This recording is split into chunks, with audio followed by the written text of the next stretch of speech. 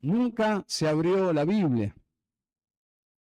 Claro que eso no llamó mi atención porque yo no tenía ningún estándar para medir que eso no estaba bien.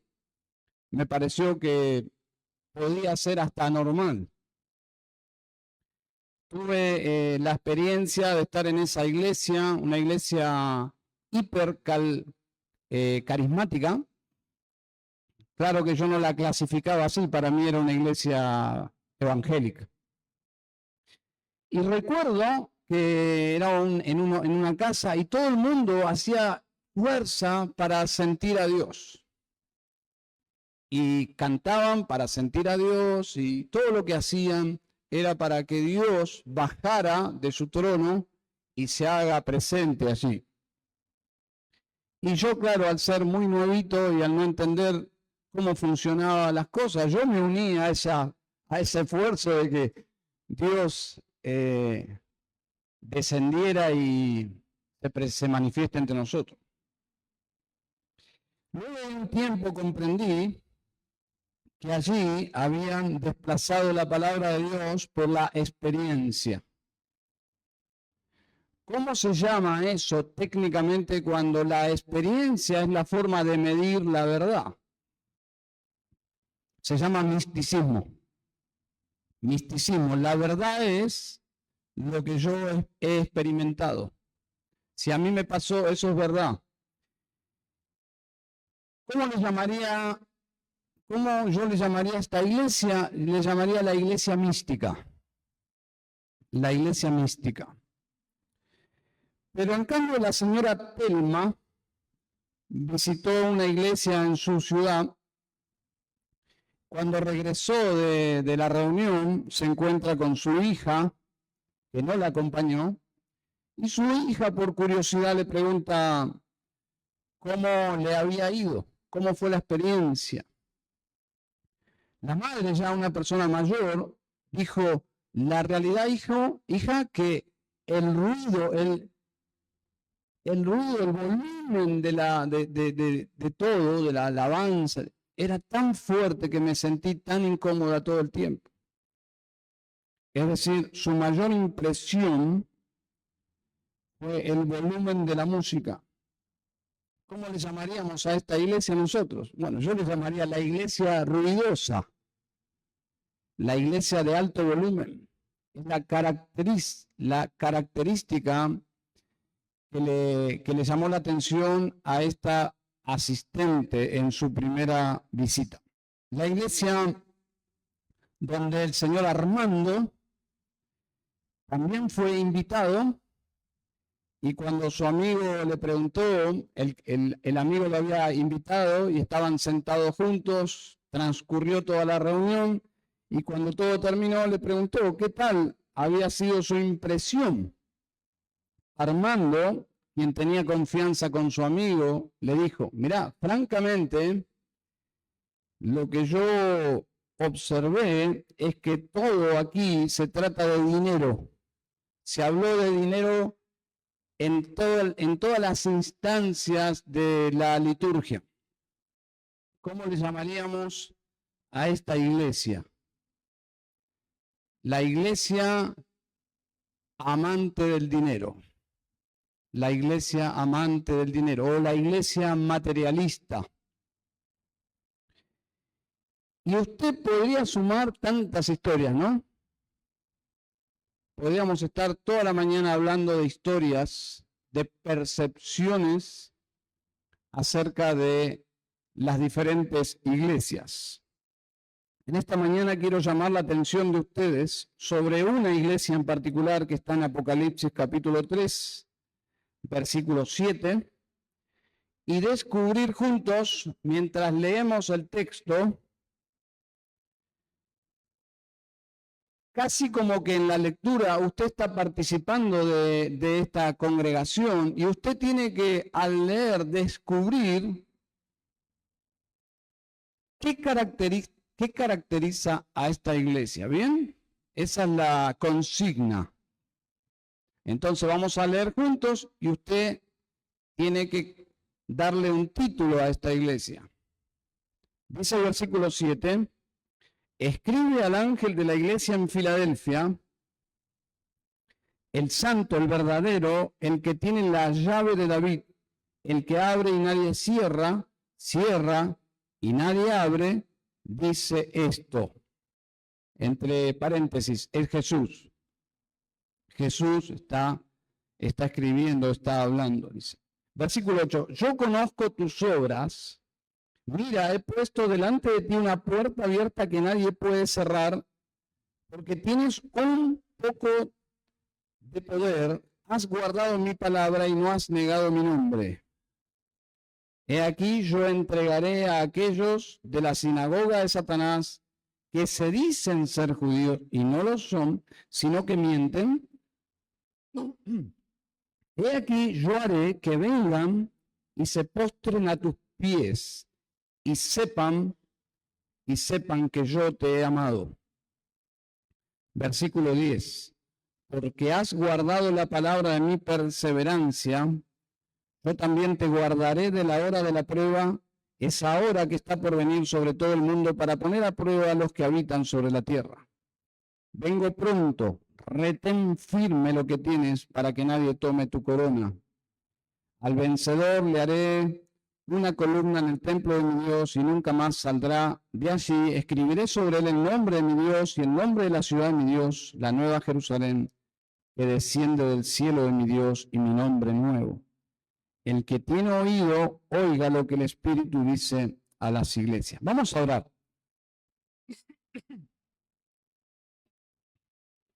Es en estos próximos minutos, Señor, al poder oír tu palabra y la exposición de tu palabra por este instrumento tan falible, tan limitado, Señor, pero has prometido bendecir tu palabra, Padre, y has decidido usar la locura de la predicación. Y a pesar de todo el factor humano, Señor, tu Espíritu Santo tiene el agrado de tomar tu palabra, aplicarla a cada corazón de cada uno de tus hijos. Y aún, Señor, tu Espíritu Santo puede obrar en la vida de aquellos que no te conocen, que están muertos en sus delitos y pecados, porque así lo has hecho en nosotros, cuando estábamos lejos de ti. Por eso te damos gracias por este tremendo ministerio, Señor, del Espíritu de Dios, sin el cual nada sucedería aquí, Señor. Todo sería una actividad humana, pero porque creemos que tú usas tu palabra, Señor, ayúdanos a estar atentos y bendice tu palabra ahora, Padre. Prospérala en cada vida, prospérala en cada iglesia. En esta mañana te lo pedimos en el nombre de Jesús. Amén. Creo que todos saben, si han leído Apocalipsis o si han oído alguna prédica, que este libro está dirigido a 7 iglesias reales del primer siglo en Asia Menor. Es un sector que hoy en día es absolutamente, completamente oscuro al Evangelio. Es un territorio musulmán casi por completo, pero en el primer siglo había muchas iglesias, pero el Señor se dirige a 7 iglesias que hacen como un círculo, un circuito, donde el cartero que entregaba esos rollos o esas cartas simplemente comenzaba por la primera y terminaba por la última. Era casi un camino. Comenzaba por Éfeso, continuaba y terminaba en la Odisea.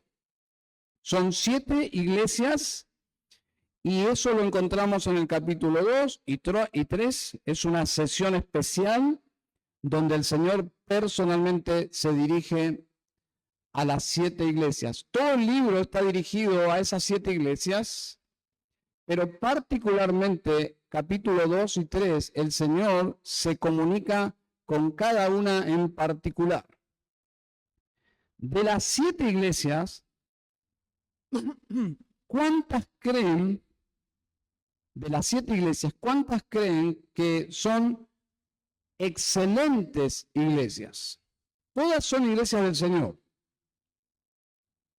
Aún y particularmente, Algunos comentarios dicen que la iglesia de Laodicea no es del Señor. Yo particularmente creo que es del Señor, porque si no, no le hubiese escrito el Señor una carta.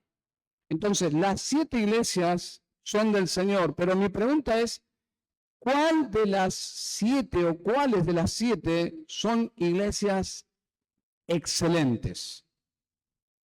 ¿Cuántas creen? Solo 2. Solo 2.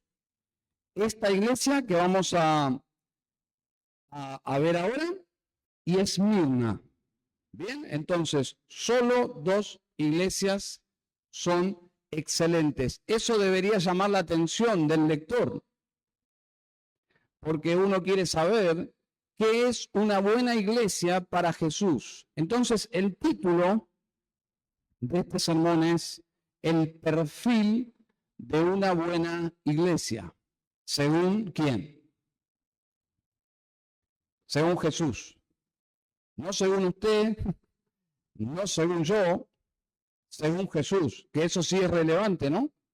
Porque yo puedo decir, esa es una excelente iglesia, y Jesús dice, para mí no. Y esa es palabra final. Yo puedo decir, mi iglesia es una excelente iglesia, y quizás Jesús no esté pensando así. La semana pasada tuvimos una primera clase del curso de membresía en nuestra congregación, y yo les decía a los participantes que lejos de comunicar la palabra saludable, una iglesia saludable, lejos de comunicar orgullo, debe comunicar gratitud. Por ejemplo, si usted está saludable hoy, si usted hoy está saludable, ¿ese es un motivo para estar orgulloso o para estar agradecido? Para estar agradecido. Pero algo más, no solo para estar agradecido, sino para cuidar su salud, porque usted puede estar hoy saludable, pero mañana no. ¿Se entiende?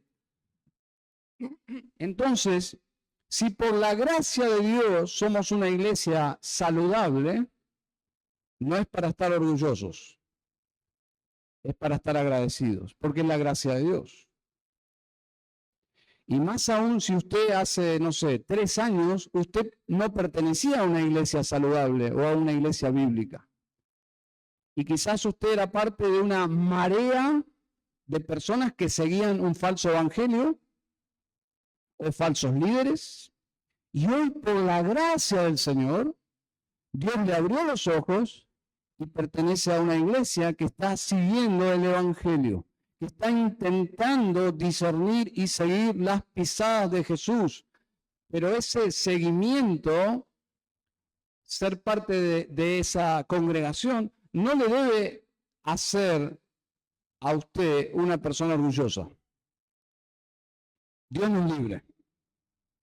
Entonces, a medida que vamos viendo las características de esta iglesia, se dará cuenta que no es la clase de iglesia que debería jactarse porque tiene un gran coro, tiene un coro de 1000 personas, o tiene un edificio realmente asombroso que un alma sentiría la pequeñez al entrar a ese lugar, porque casi como la experiencia de las catedrales, que comunicaban que Dios era altísimo, entonces los edificios tenían que estar en armonía con esa grandeza, con esa majestad de Dios. Entonces las catedrales tenían que comunicar al congregante eso. Usted podría decir, yo soy parte de una iglesia, tenés que venir a ver nuestro edificio. Eso es orgullo. Pero nada de eso usted va a ver en esta iglesia. Nada de lo cual hoy en nuestro siglo XXI muchas personas se jactan. Ni siquiera menciona un predicador famoso o youtuber o que escribió libros de ventas masivas. Ni siquiera menciona ningún pastor, no hay figuras. Entonces, ¿qué tiene esta iglesia que Jesús dice, esta es una buena iglesia. ¿Ya lo descubrió en la lectura? ¿Descubrió qué caracteriza a esta iglesia? Con una simple lectura llama la atención que esta iglesia es una iglesia perseverante. Eso es lo que llama la atención del lector, pero es lo que Jesús está subrayando. Una iglesia que tiene perseverancia. Mi sermón va a ser muy directo. Son 2 puntos. El primer punto es una iglesia perseverante a pesar de sus limitaciones y a pesar de sus problemas. Versículo 8. Dice, si usted tiene la versión 1960, Reina Valera, dice, tienes poca fuerza, porque tienes un poco de poder, porque tienes poca fuerza, pero has guardado mi palabra y no has negado mi nombre. ¿Qué significa que esta iglesia tiene poca fuerza o poco poder? No lo sabemos, hermanos. No hay forma de saberlo porque no conocemos la historia. No conocemos la historia de esta iglesia en el libro de los Hechos. No hay registro extrabíblico. Pero quizás haya algunas pistas dentro de la misma porción bíblica. Hermanos, esta iglesia tiene poca fuerza. ¿Qué significa esto? Que a pesar de que tiene poca fuerza, es una iglesia que el Señor está calificando como una buena iglesia. Y hermanos, el Señor conoce muy bien las limitaciones de todas sus iglesias.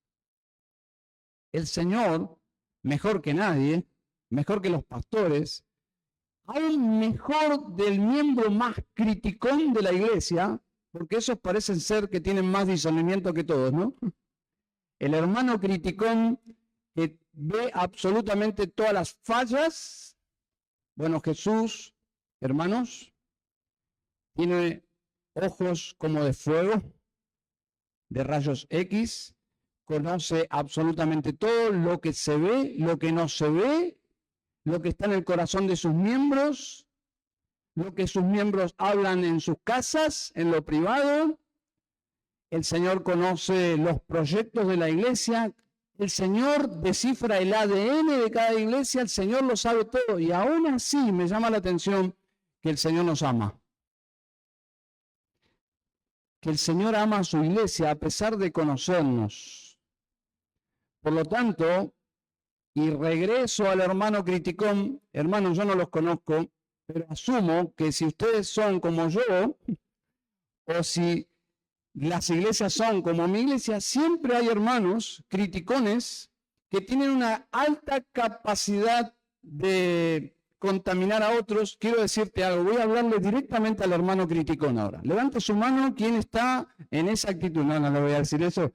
Nadie va a levantar la mano, porque ¿saben por qué? Porque el hermano criticón nunca se autopercibe criticón. Es una característica del hermano criticón. Nunca se ve en el espejo y dice, uy, que soy un criticón. No, él se ve como alguien de buenas intenciones. Pero quiero decirte algo, quiero llamar la atención sobre la bondad de Jesús. ¿Alguien conoce más que Jesús las debilidades de la iglesia? Pregunto.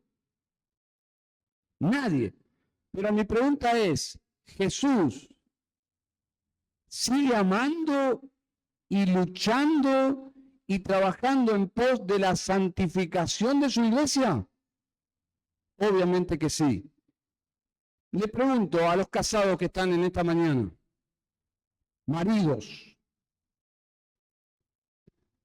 ¿ustedes están casados con esposas perfectas? Pregunto. No se animan, no les van a pegar en casa, sean sinceros.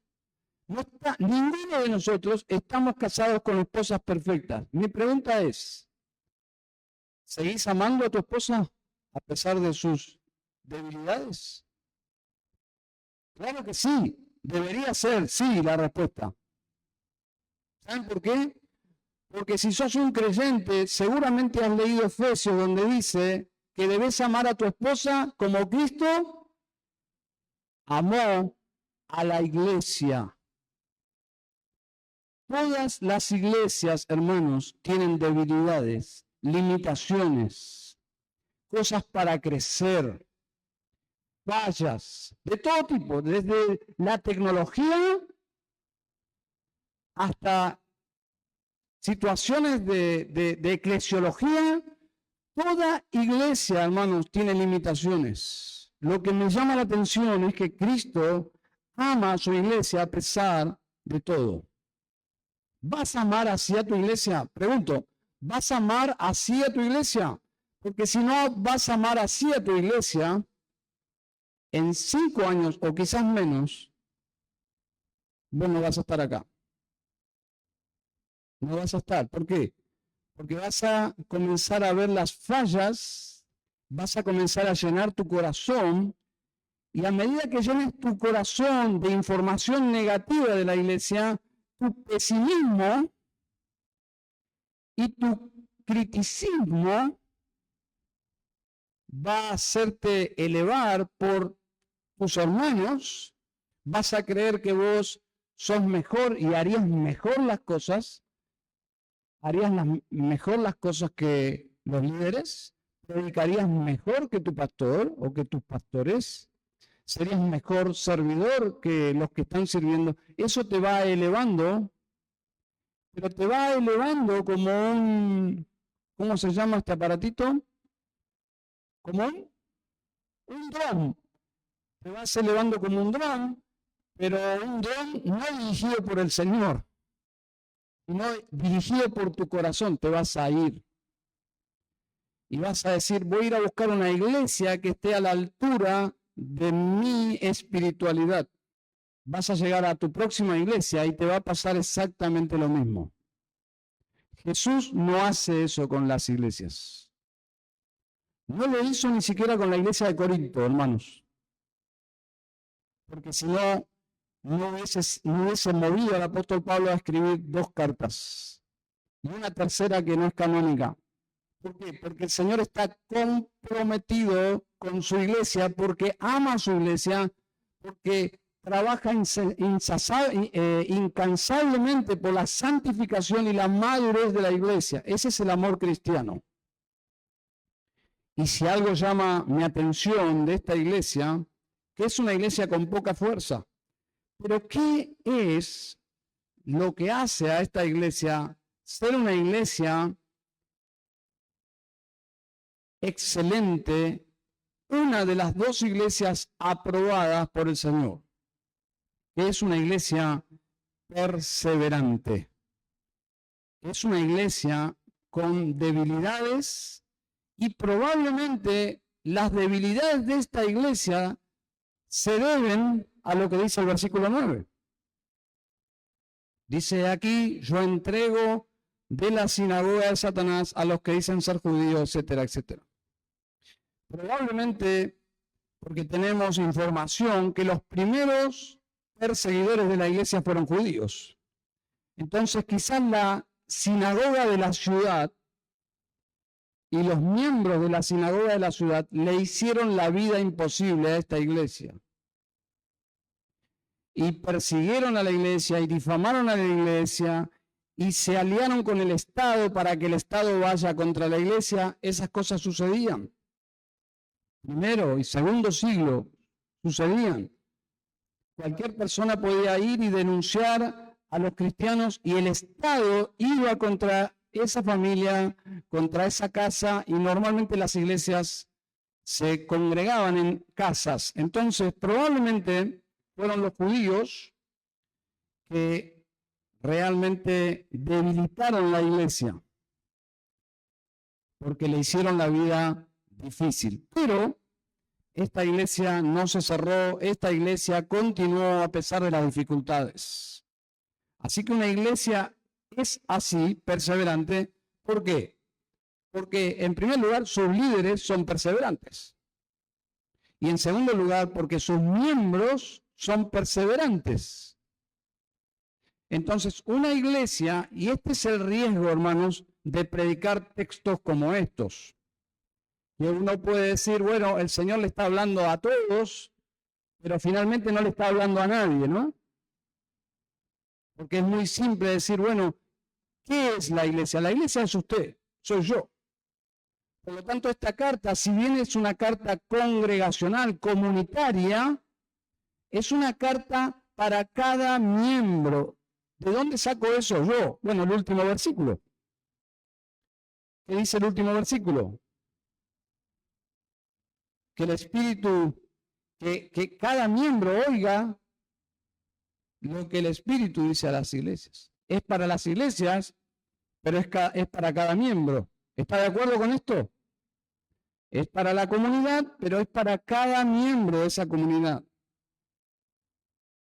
Porque si no, no habría forma de aplicarlo. Los miembros dirían, bueno, como es una carta para la iglesia, los líderes son responsables por la iglesia, que se ocupen ellos.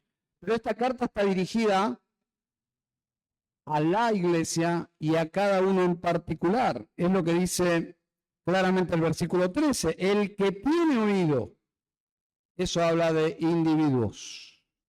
Oiga lo que el Espíritu dice a las iglesias.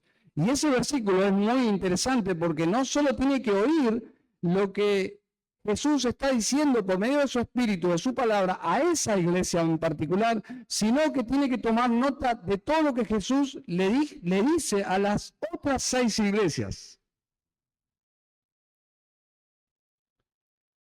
Es decir, aprendemos de las demás iglesias también. Por lo tanto, una nota de advertencia aquí, hermanos. Una iglesia con poca fuerza, debilitada, probablemente por la persecución. Y la nota de advertencia es esta. Debemos cuidarnos de usar nuestras limitaciones, de usar nuestros problemas para justificar la desobediencia. Eso es una carta que usamos muy a menudo. Justificamos nuestros pecados, nuestra desobediencia, y utilizamos como argumento nuestras debilidades y nuestras limitaciones. En mis primeros días de creyente, en mis primeros años de creyente, llegué a la iglesia por primera vez y observé que había una señora que tenía silla de ruedas. Una enfermedad de pequeñita, la privó de caminar desde muy pequeñita y esa silla eran sus piernas desde pequeñita. Una mujer ya mayor, como en ese momento tendría 35 años, algo así. Pero cuando yo me dirigía muy jovencito a la iglesia, yo la observaba que ella iba con su silla de ruedas a la iglesia todos los domingos. En ocasiones, con lluvia, con una cuñada que la acompañaba con el paraguas, pero cada domingo era seguro verla, excepto que sea una gran tormenta, ella iba casi 3 o casi 4 kilómetros todos los domingos con su silla de ruedas. ¿Cuántos de nosotros utilizaríamos esa limitación física para no ir a la iglesia? Yo conozco hermanos que le pegan a la pata de la cama con el dedito gordo y el domingo no van a la iglesia. Y para justificarse le sacan una foto al dedito gordo, que para mí está bien, pero debe ser que es más flaco, está hinchado por el golpe. Para justificar, pastor, mire mi dedito cómo está. No voy a ir a la iglesia. Yo le digo que esta señora para mí fue un sermón potente. Un tremendo sermón. Yo siendo nuevo en la fe, decía, yo tengo mis 2 piernas. ¿Qué justificativo tengo yo para faltar a la iglesia? Entonces, cuidado de no usar mis limitaciones, mi poca fuerza, como una excusa para la desobediencia. Si ustedes leen el versículo 8, habla de debilidad, poca fuerza, pero es muy probable que en esa sinagoga, porque allí dice sinagoga de Satanás, y habla de judíos mentirosos, y habla de que llegará el día donde ellos postrados van a reconocer que Jesucristo los ama a los cristianos y no a los que participan en el culto en la sinagoga. Interesante es eso, ¿no? Creo que eso aplica a todas las religiones falsas del mundo. Llegará el día donde Jesucristo va a exaltar a los cristianos y todas las demás religiones van a reconocer que solo Dios tiene un pueblo, que Dios no es tan pluralista y que no abarca su amor a todos en forma incondicional. La única forma de entrar al reino de Dios es por medio de Cristo. Si no estás en Cristo, Dios no tiene ningún trato con vos o conmigo si yo no fuese cristiano. Es decir, el único motivo por el cual Dios trata conmigo es por medio de su Hijo. Dice aquí, llegará el día que todos los falsos y mentirosos, todas las religiones falsas van a postrarse y reconocer que Dios ama solo a un pueblo, la iglesia. Muy interesante es eso.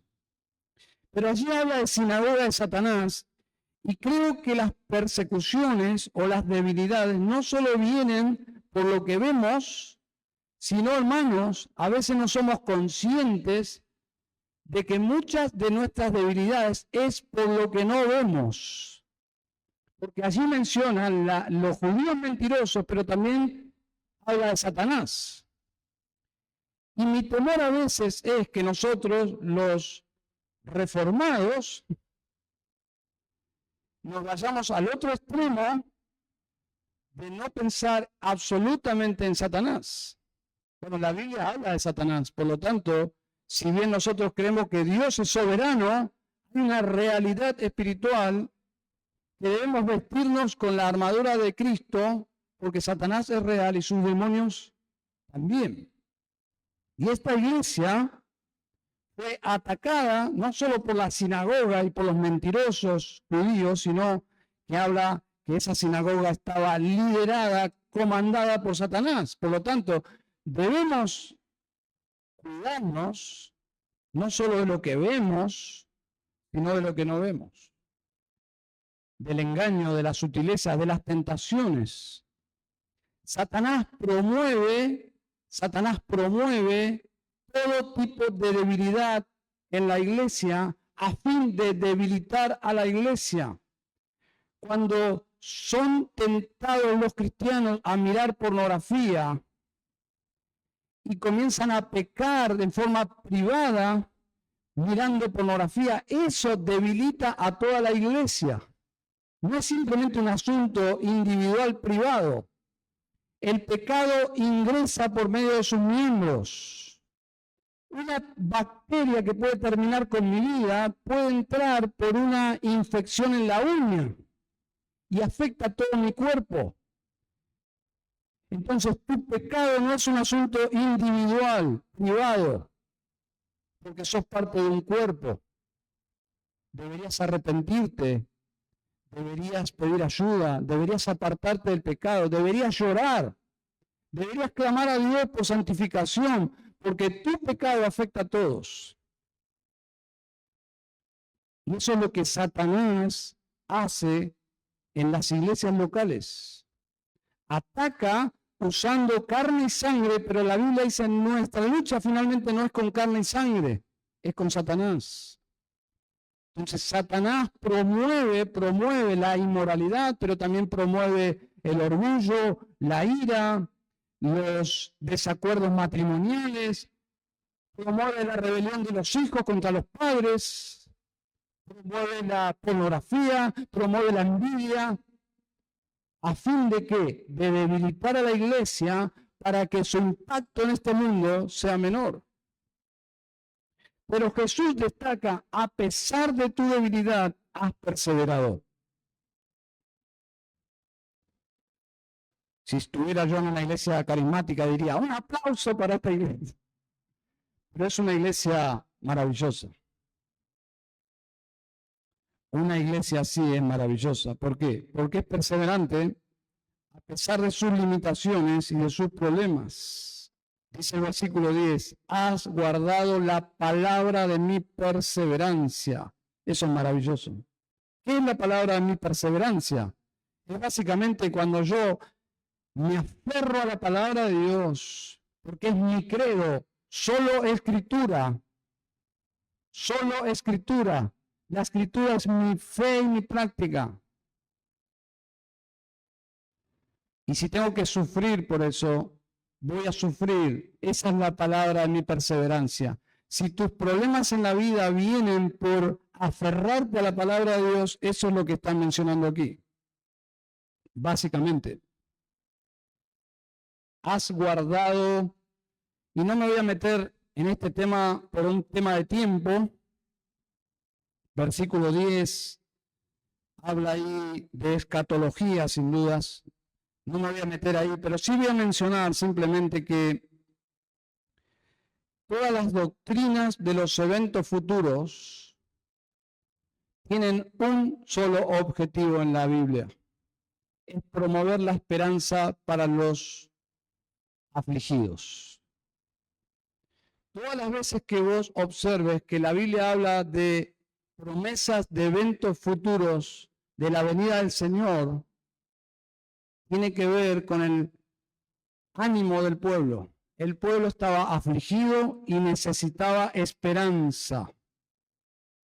Necesitaba saber que un día el Señor va a venir y finalmente va a terminar todo nuestro sufrimiento. Si yo les pediría que levanten la mano a todos los que están sufriendo en esta mañana, yo creo que todos levantarían la mano. ¿No? Creo que sí. Mayor o menor medida, pero el Señor viene. Nunca la escatología debe ser un instrumento para simplemente debatir intelectualmente, contender, distanciarnos, pelearnos. Nunca, jamás. La escatología es para motivarnos a ser perseverantes.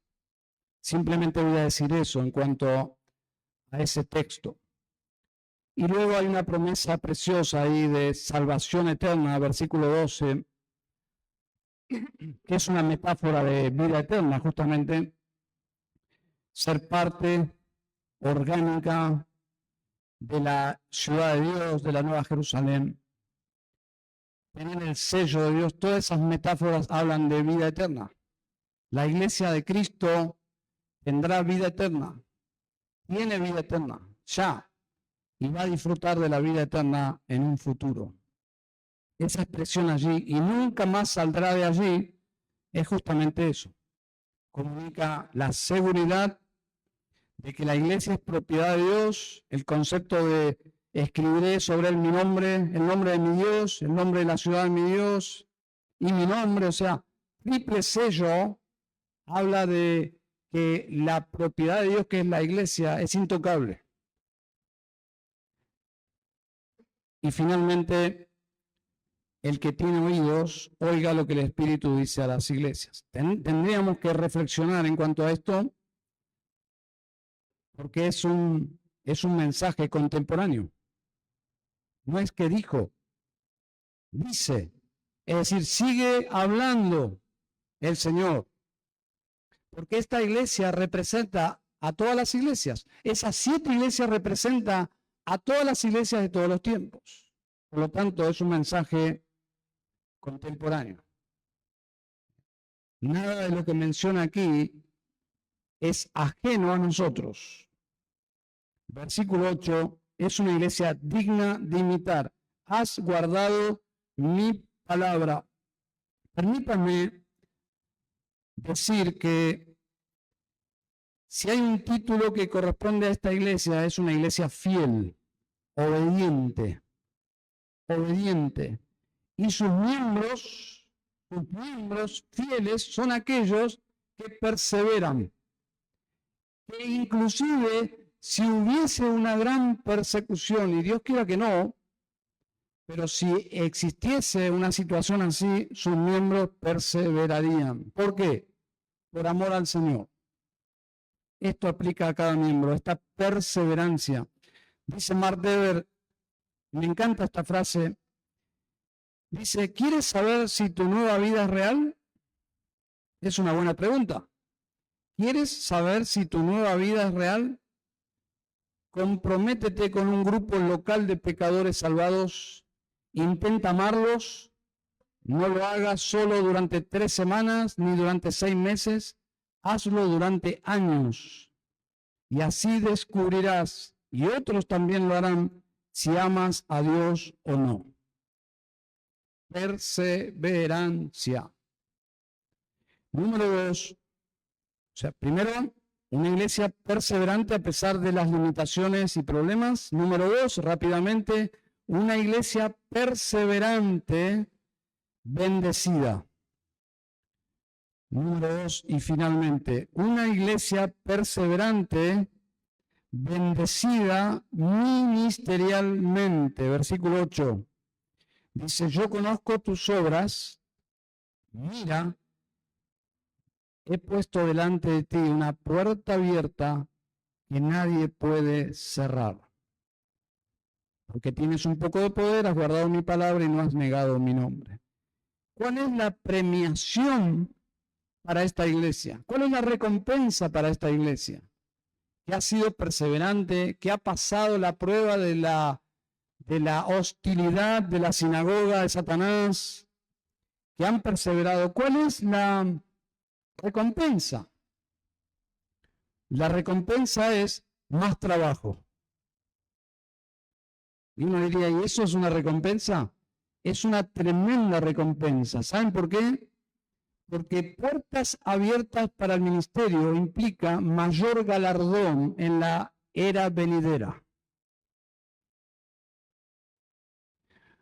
Le hago una pregunta. Cuando usted prospera porque le ha salido más trabajo, ¿usted se desanima o se anima? Se anima. Usted está siendo prosperado. En términos ministeriales, que el Señor le diga a la iglesia, abre tus ojos, mira el regalo que te estoy haciendo. Uno diría, ¿qué, Señor? Sillas nuevas. ¿Qué? Un templo nuevo. Eso es muy bienvenido, ¿no? Pero el Señor está hablando de algo muy importante. Está hablando de puertas abiertas que solo se ven si tenemos ojos abiertos. Algunos dicen que esta puerta abierta tiene que ver, y yo entiendo que sí tiene que ver, pero no solo con el versículo 7. Dice el santo, el verdadero, el que tiene la llave de David, el que abre y nadie cierra, cierra y nadie abre. Yo entiendo que esta puerta abierta se abrió para la iglesia entra porque ya es parte del reino de Dios, ese reino davídico, el reino de Dios, el reino de Jesucristo, que se abre por medio del Evangelio y la predicación del Evangelio. Cuando un pecador se arrepiente y cree en Jesucristo, sepultado, resucitado, acepta que el pago en la cruz ha sido en su lugar, se arrepiente, entra en el reino de Dios. Es una puerta abierta, sin dudas. Pero aquí, en este contexto, puede significar algo más. Y yo entiendo, y pueden diferir conmigo, pero por lo menos les pido que piensen, o que lo piensen, que creo que es legítimo en esta instancia, de alguna forma, salirnos de la literatura apocalíptica, de la literatura juanina, y nosotros entendemos que la Biblia es una unidad, creo que eso es lícito, ¿no? y entender que esta puerta abierta que he puesto delante de ti, dice Jesús, y que nadie puede cerrar porque la abrió Jesús, puede significar algo más que simplemente estar en el reino de Dios. Voy a citar simplemente, y creo que es lícito. Dice Pablo en 2 Corintios 2:12, cuando llegué a Troas para el Evangelio de Cristo, se me abrió una puerta en el Señor. ¿De qué habla ahí? De que tuvo una oportunidad de predicar el Evangelio. 1 Corintios 16:9, porque se me ha abierto una puerta grande y eficaz y hay muchos adversarios. Colosenses 4:3, orando al mismo tiempo por nosotros para que Dios nos abra una puerta para la palabra. Yo entiendo que Jesús aquí habla de oportunidades para una iglesia debilitada,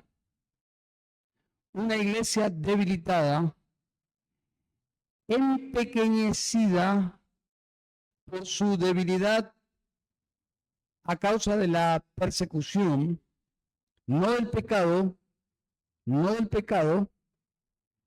y el Señor les da el privilegio de, a pesar de ser una iglesia pequeña, ser un tremendo instrumento para el avance del reino de Dios.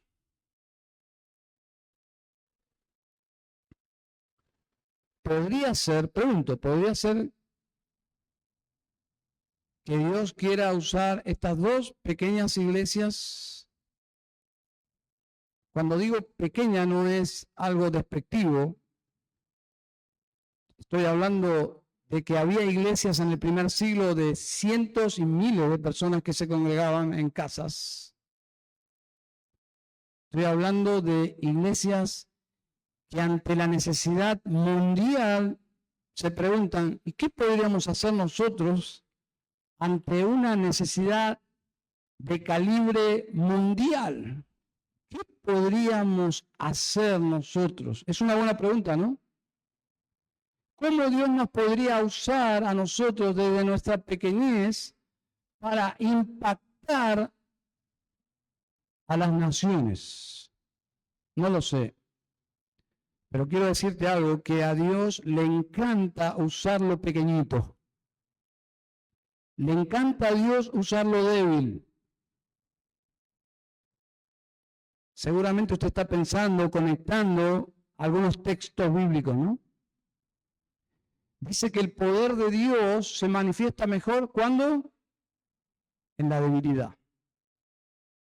Porque si Dios nos usa a pesar de nuestra pequeñez, nadie se va a jactar de nada, porque estaremos muy conscientes que fue el Señor. Siempre que Dios abre una puerta, Satanás nos invita a mirar las limitaciones. Siempre ha sido así, hermanos. Cuando fueron los espías a la tierra, ¿se acuerdan? 10 dijeron, la tierra está excelente, pero no la podemos tomar. Siempre Satanás va a hacernos mirar lo que no se puede hacer. Los otros dos, Josué y Caleb, dijeron, es verdad, la tierra es excelente, hay gigantes, ciudades fortificadas, imposibles, es imposible, pero para Dios es posible. Cuando Dios abre una puerta, siempre Satanás va a hacer que nos miremos a nosotros mismos. Un ejemplo más y ya voy terminando. Jesús dice, tengo que morir de esta y de esta forma, voy a morir en manos de estas personas, voy a ser sepultado y voy a resucitar al tercer día. Todo el reino de Dios se fundamentaría en esa muerte, en esa sepultura y en esa resurrección. ¿Qué le dice Pedro? No, Señor, cuídate a ti mismo, ten compasión de ti mismo. ¿Qué le dice Jesús? quítate de mí, Satanás. ¿Por qué? Quítate de mi camino, yo voy al Calvario, quítate de mi camino, Satanás, que estaba usando a Pedro para detener el plan de Dios. Quítate de mí, Satanás. Pero ahora sí le habla a Pedro. Y le dice, porque ponen la mira en las cosas de los hombres. Una iglesia no va a avanzar mucho cuando comienzan a enredarse en asuntos de los hombres. Que no te distraigan, hermanos y pastores. No se distraigan con asuntos de los hombres. El reino de Dios es mucho más grande que eso. No se miren a sí mismos, no miren sus limitaciones. Se trata de Dios. Y nuestra lucha más grande es esa tentación. ¿Miramos a Cristo o nos miramos a nosotros? No eres de tropiezo, Pedro, porque no pones la mira en las cosas de Dios, sino en las de los hombres. Esa es la filosofía del diablo, que muchas veces aparecen como grandes recetas para el crecimiento de la iglesia. Entonces, por esa razón, el Señor dice en el versículo 8, mira, he puesto delante de ti una puerta abierta. Una buena iglesia es una iglesia que es perseverante a pesar de sus limitaciones y sus problemas. Y será una iglesia que Dios va a bendecir enormemente, a pesar de sus problemas, de sus limitaciones, pero porque se ha aferrado a la palabra de Dios y únicamente a la palabra de Dios, y no se ha enredado en asuntos de hombres, sino que cuyo único propósito y misión es glorificar a Cristo, es una iglesia que Cristo va a bendecir. Amén. Vamos a orar al Señor. Señor, te damos gracias por esta iglesia. Quisiéramos que nuestras iglesias sean así. Pedimos que tengas misericordia de nosotros. Pedimos que nos ayudes a arrepentirnos cuando nos salimos del camino. Pedimos que nos perdones de todo orgullo. Nos ayudes a estar agradecidos por la salud que poseemos. Y nos ayudes a velar porque esta salud es por tu gracia y se puede perder fácilmente. Así que, Señor, ayúdanos a depender de tus fuerzas, de tu sabiduría, y ayúdanos a ser perseverantes, Señor. Te ruego también, si hay personas en esta mañana que no te conocen, que puedan entrar por esa puerta del reino de Dios, que es Jesucristo, quien dijo, yo soy la puerta. Señor, te pido para que puedan en esta mañana arrepentirse y creer en Jesucristo y puedan ser trasladados del reino de las tinieblas en el cual están hoy al reino de tu amado Hijo, precioso Hijo. En su nombre oramos, Señor. Amén. Y amén.